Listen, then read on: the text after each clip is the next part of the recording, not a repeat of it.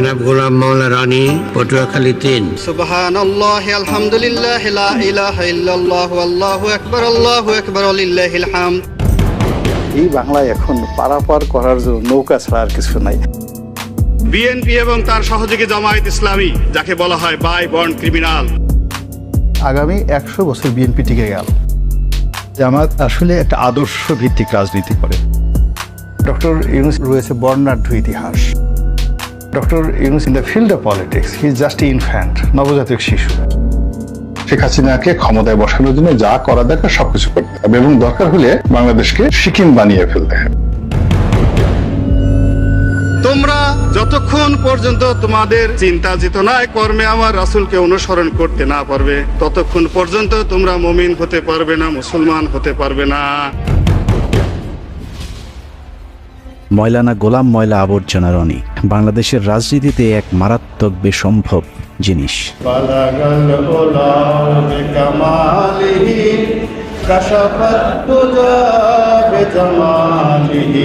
1967 সালে পয়দা হওয়া 57 পেরিয়ে 58-তে পা দিতে চলা এই স্বঘোষিত রাজনীতিবিদ এখন পর্যন্ত সিদ্ধান্ত নিতে পারেনি সে আসলে কোন দলের রাজনৈতিক মতাদর্শে বিশ্বাসী। আমি মনে করি মির্জা ফখরুল থেকে শুরু করে সবারই উচিত জয় বাংলা বলা। আওয়ামী লীগ এত অভাবগ্রস্ত, একটা লোকও নৌকার মাঝি হতে চায়। সংসদে কোনো রাজনীতি নেই। আমার সাথে অনেক বড় বড় মানুষ রয়েছেন যাদের হয়তো পদ পদবি নেই। বিজয় বলতে কি সিংহাসনে বসা?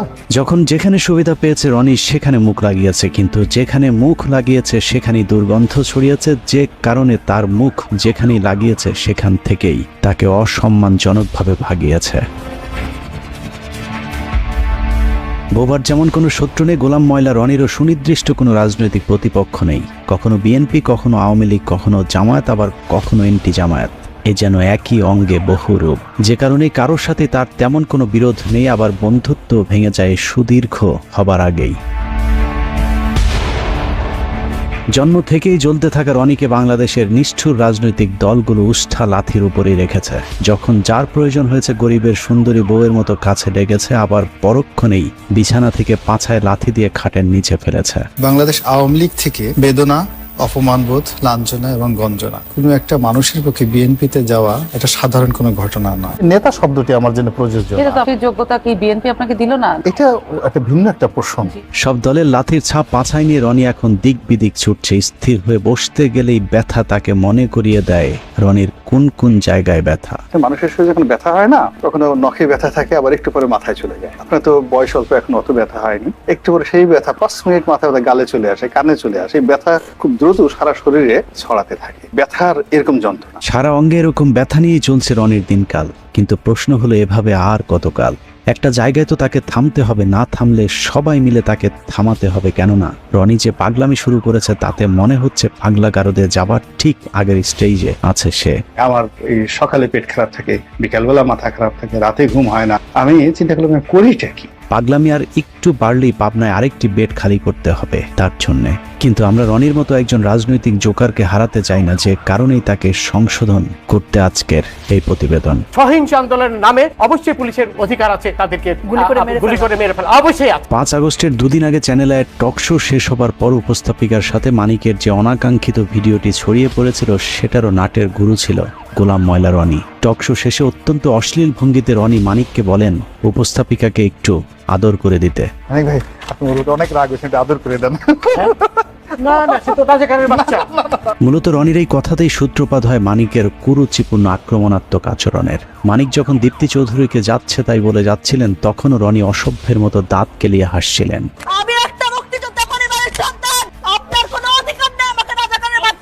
তার এই ব্যক্তিত্বহীনতার কারণেই জীবনের পরন্ত সময়ে এসেও এখনো নিজের কোনো রাজনৈতিক পরিচয় জোটেনি। এক কথায় বলতে গেলে রনিকে বলা যায় বাংলাদেশের রাজনীতিতে একজন পলিটিক্যাল প্রস্টিটিউট। রাজনীতির মাঠের এই প্রস্টিটিউট কতবার কতজনের খাটে গিয়েছে সেটা দেখতে আমাদেরকে 2008 সাল থেকে রনির ঘাট বদলের ইতিহাস দেখতে হবে। জামাত আসলে একটা আদর্শ ভিত্তিক রাজনীতি করে। জামাতের যে আদর্শটা রয়েছে সেই আদর্শটা, সমপর্যায়ের আদর্শটা এই মুহূর্তে বাংলাদেশে অন্য কোনো রাজনৈতিক দলের নেই। ঠিক ওই পর্যায়ের কোনো আলেম, কোনো ওলামা আমাদের দেশে না থাকার কারণে জনাব দেলোয়ার হোসেন সাইদী সাহেব গ্রেপ্তার হওয়ার পর থেকে একটা বিশাল শূন্যতার সৃষ্টি হয়েছে। কদিন আগে রনির কথাবার্তা শুনলে মনে হতো জামায়াতের পটুয়াখালী জেলা আমির, কিন্তু এগুলো আসলে তার তার মনের কথা না। রনির মনের কথাগুলো শুনতে হলে 2010 সালে সংসদে রনির দেয়া একটি বক্তব্য শুনতে হবে। বিএনপি এবং তার সহযোগী জামায়াত ইসলামী, যাকে বলা হয় বাই বর্ন ক্রিমিনাল, অপরাধ করার জন্য যাদের জন্ম হয়েছে। এই বক্তব্য স্বঘোষিত বুদ্ধিজীবী গোলাম মাওলা রনির যখন আওয়ামী লীগের সংসদ সদস্য ছিলেন তখনকার। আওয়ামী লীগের সাথে তার সংসার ভাঙে ইন্ডিপেন্ডেন্ট টেলিভিশনের সাংবাদিক পিটিয়ে জেলে যাবার পর। ইন্ডিপেন্ডেন্ট টেলিভিশনের সাংবাদিক পেটানোর প্রেক্ষাপটটা একটু আলোচনা করে আসা দরকার। আপনি যদি রনির উইকিপিডিয়াতে যান তাহলে দেখবেন রনির জন্ম ফরিদপুরের শ্যামপুরে, কিন্তু রনি এমপি হয়েছিলেন পটুয়াখালী 3 আসন থেকে। স্বাভাবিকভাবে প্রশ্ন আসতে পারে ফরিদপুর থেকে রাতারাতি পটুয়াখালী কিভাবে তিনি সংসদ সদস্য হলেন। জনাব গোলাম মাওলা রনি, পটুয়াখালী 3। মাননীয় স্পিকার, আপনাকে ধন্যবাদ। লা ইলাহা ইল্লাল্লাহু ওয়াহদাহু লা শারীকা লাহু লাহুল মুলকু ওয়া লাহুল হামদ। রনির পূর্বপুরুষ ছিলেন নদী ভাঙন ফরিদপুরের চরের বাসিন্দা। রনির বাবা গ্রামে গ্রামে মাথায় করে তেল বিক্রি করতেন।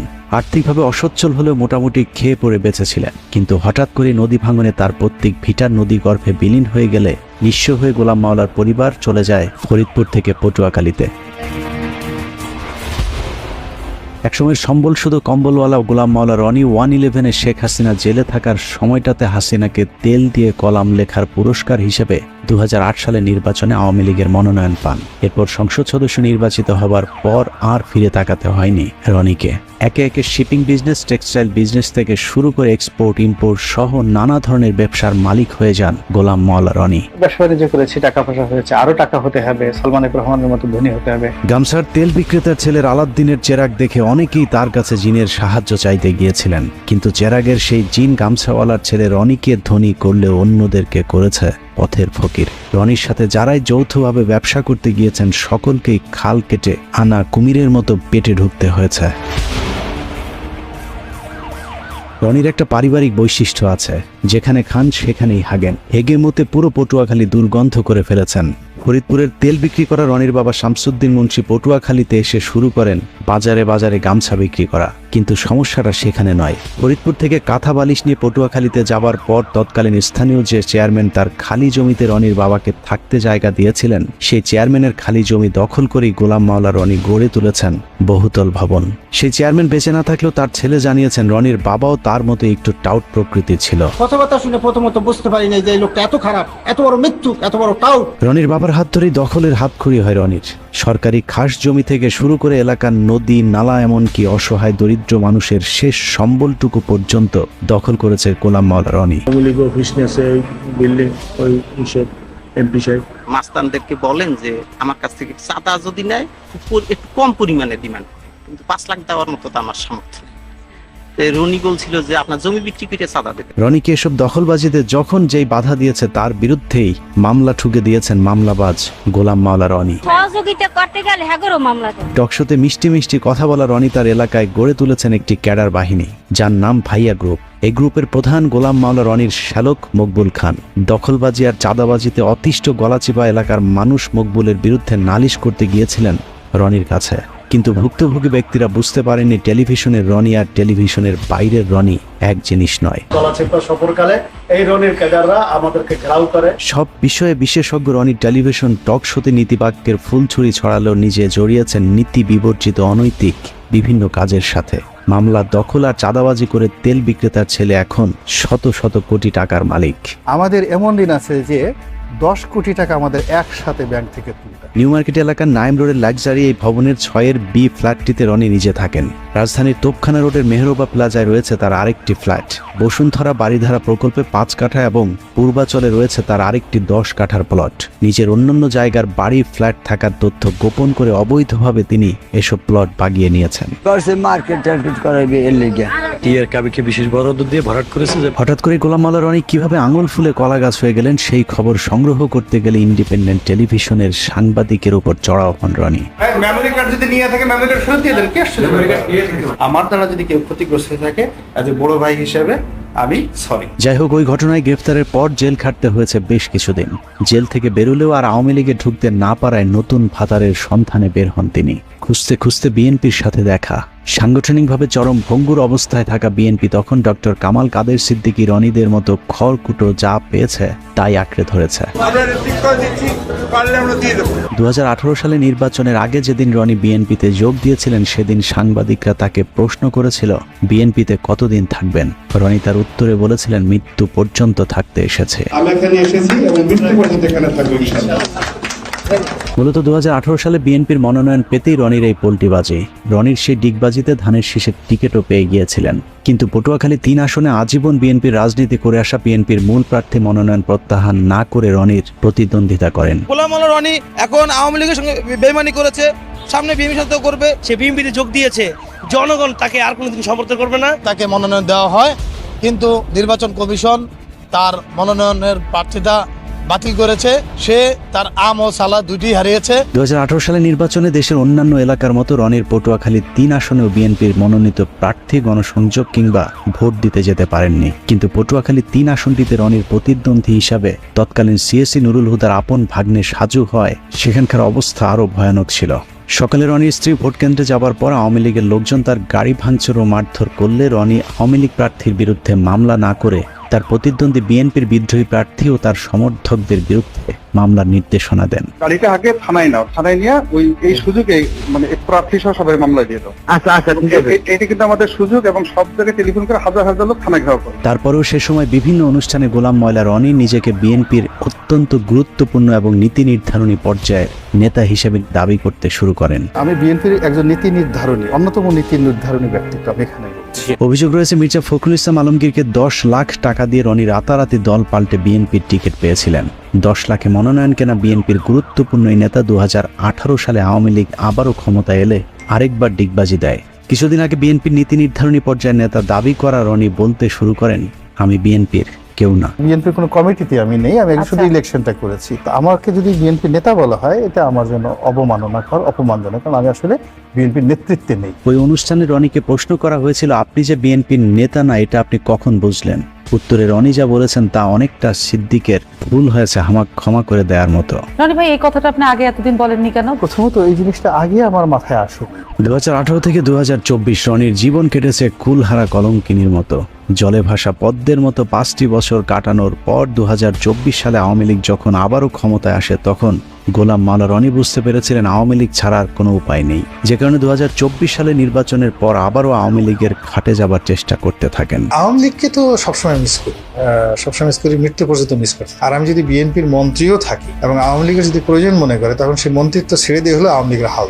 আওয়ামী লীগে আবারও পথ ফিরে পেতে বিএনপিকে নিয়ে নানা ধরনের ঠাট্টা বিদ্রুপমূলক কথাবার্তা শুরু করেন গোলাম ময়লা রনি। বিএনপি এখন সরাসরি মাঠের রাজনীতি না করে তারা দোয়াদরুতে মগ্ন হয়ে গেছে, ঝাড় ফুঁক তাবিজ কওয়াজে ব্যস্ত। কেউ কেউ বলে যারা জাদুটু নাও জানে, বানও মারতে জানে। বিএনপির যে গণতান্ত্রিক ভাবে তাদের যে অবস্থানটা ছিল সেটাকে তারা তাড়িয়ে সামনের যে জায়গাটিতে মিস্টার জো বাইডেনকে বসিয়ে দিয়েছে, মিস্টার পিটার ডি হাসকে বসিয়ে দিয়েছে। বিএনপিকে নিয়ে হাসি ঠাট্টা করে অবশ্য কোনো লাভ হয়নি, কারণ পুরাতন স্বামী আওয়ামী লীগের সাথে আবারও ঘর বাঁধার আগেই স্বামী পলাতক অবস্থা যখন এই রনি আবারও শুরু করে নতুন স্বামীর সন্ধান। আওয়ামী লীগ বিএনপির সব হারিয়ে ডক্টর মোহাম্মদ ইউনূসের তত্ত্বাবধায়ক সরকারের একটি উপদেষ্টার পদ পাবার স্বপ্ন দেখে গোলাম ময়লা রনি, যে কারণে মোহাম্মদ ইউনূসের নেতৃত্বে সরকার গঠন হবার পর এই সরকারের মেয়াদ নিয়ে রাজনৈতিক দলগুলোকে তাড়াহুড়া না করবার আহ্বান জানান। এই গণঅভ্যুত্থানের মাধ্যমে যে 17 জন ব্যক্তি এই মুহূর্তে দায়িত্বে অবতীর্ণ হলেন তারা চমৎকার করে কথা বলেন এবং তাদের সবারই রয়েছে বর্ণাঢ্য ইতিহাস। তাদের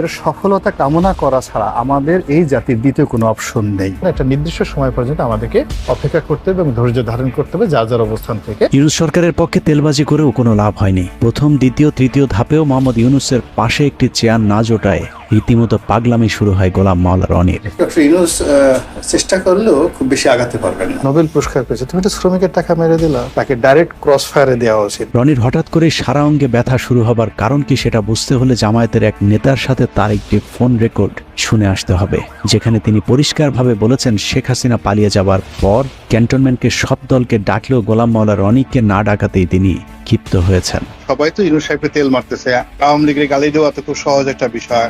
তখন আসলে আমরা আরো ভয়াবহ বিপদের দিকে এগোচ্ছি। এই যে চ্যাংরা পোলাপানরা যা কিছু করতেছে, আপনি যদি এইটার সাথে সাথে লাফান যে স্বাধীনতা পেয়ে গেছি। Doctor Yunus he is in wrong, ভুল কাজ করতেছে। আপনি সেই ঘরের মধ্যে ঢুকবেন, ঢুকার আগে আপনি আমাদের সবার সাথে আলোচনা করে নেবেন না? আলোচনা না করে আপনি ঢুকে গেছেন, ঢুকে গিয়ে আপনি বিপদের মধ্যে পড়ে এখন আমি আপনার ওখান থেকে কিভাবে বাঁচাবো? আপনি তো ঢুকে গেছেন। রনি ছাড়া সব দল ক্যান্টনমেন্টে মিটিং করাতে সব দলকেই তিনি বদদোয়া দিয়েছেন। পীরে গোলাম ময়লা জামায়াতের ওই নেতার সাথে ভবিষ্যৎবাণী করেছেন, যারা যারা সেদিন ক্যান্টনমেন্টে গিয়েছিল সবাইকেই নাকি ভারতের রোশানলে পড়তে হবে। যারা গেছে তারা সবাই দুর্ভোগ হবে। জামাত বর্ণ যারা, ইভেন আমাদের মির্জা ফখরুল সাহেব গেছেন, ওখানে খুব রং কাজ করছে, খারাপ কাজ করেছে। জোনায়েদ সাকি গেছে, যারা গেছে প্রত্যেকটা লোকের এই কর্মফল ভোগ করতে হবে। Just wait. মানে দিল্লি কি এইরকম প্ল্যান করতেছে আপনি বলতে চাইতেছেন? জি, এটা সেই প্ল্যান অনুযায়ী সবকিছু। কারণ আপনি একটা কাজ করেছেন, সেই কাজের তো ফল আপনাকে ভোগ করতেই হবে। পরিস্থিতি যা দাঁড়িয়েছে, যে কোনো সময় 999-এ কল করে রনিকে পাবনার গাড়িতে উঠিয়ে দিতে হবে। Doctor Yunus is a famous and eminent economist, কিন্তু in the field of politics he is just infant, নবজাতক শিশু। 3 মাসও টিকতে পারবেন না। নিজের ফেসবুক, ইউটিউব থেকে শুরু করে টেলিভিশন টক শো সবখানি যেন রনির টার্গেটে পরিণত হয়েছে ডক্টর মোহাম্মদ ইউনূস।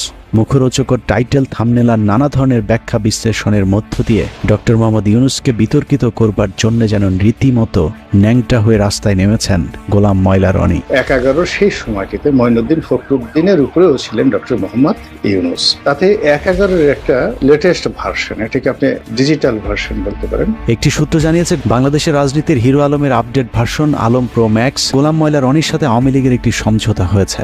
রনিকে যেহেতু জামায়াত, বিএনপি, ডক্টর ইউনূস কেউই পাত্তা দিচ্ছে না, সে কারণে তিনি এখন আওয়ামী লীগের সাথে হাত মিলিয়ে সূক্ষ্ম ষড়যন্ত্রে লিপ্ত হয়েছেন। এরই মধ্যে শেখ হাসিনা সম্পর্কে গুণগান শুরু করেছে রনি। সামনে হয়তো প্রকাশ্যে আরো গুণগান শোনা যেতে পারে। চীনের এবং আমেরিকার চক্রান্তে বাংলাদেশে শেখ হাসিনাকে যেভাবে বাংলাদেশ থেকে তাড়ানো হয়েছে, এটি নির্মম, এটি অন্যায়, এটি অসাংবিধানিক। বাংলাদেশে একটা উগ্র জঙ্গিবাদ তৈরি হয়েছে। এই জঙ্গিবাদের চক্রান্তে শেখ হাসিনা ক্ষমতাচ্যুত হয়েছে। তো কাজেই শেখ হাসিনাকে আবার ক্ষমতায় বসাতে হবে। প্রয়োজনে বাংলাদেশে ভারতীয় সৈন্য সমাবেশ ঘটাতে হবে। শেখ হাসিনাকে ক্ষমতায় বসানোর জন্য যা করা দরকার সবকিছু করতে হবে, এবং দরকার হলে বাংলাদেশকে অধিকার করতে হবে, কাশ্মীর বানিয়ে ফেলতে হবে, সিকিম বানিয়ে ফেলতে হবে। এছাড়া সুযোগ সন্ধানী রনির আসলে আওয়ামী লীগের কাছে ফিরে যাওয়া ছাড়া আর কোনো উপায়ও নেই। কারণ গোলাম মাওলা রনি বাংলাদেশে নিযুক্ত যুক্তরাষ্ট্রের রাষ্ট্রদূত ড্যান মোজেনার সময়ের একটি ঘটনায় আমেরিকার কালো তালিকাভুক্ত হয়ে আছেন, যে কারণে তিনি পশ্চিমা কোনো দেশের ভিসাও পান না। অতএব তার সামনে এখন আওয়ামী লীগ এবং ভারতের দালালি করা ছাড়া আর কোনো দরজা খোলা নেই।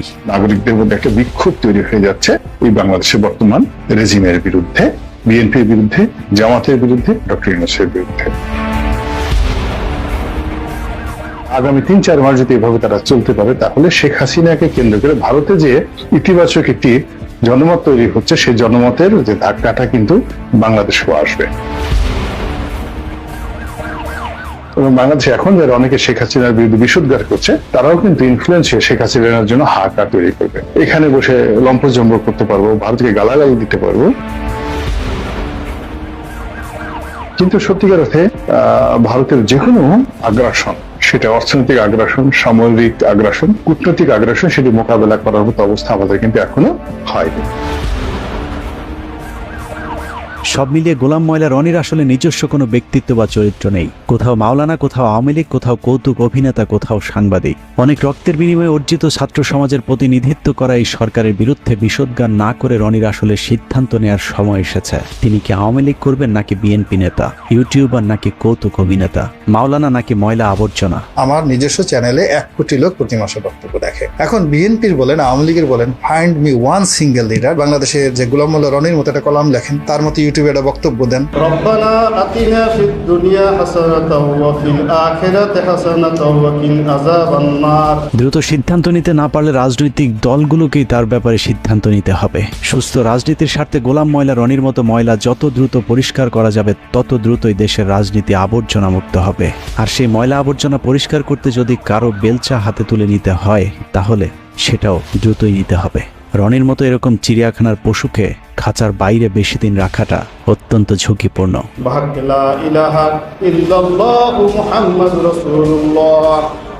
আল্লাহ হাফেজ।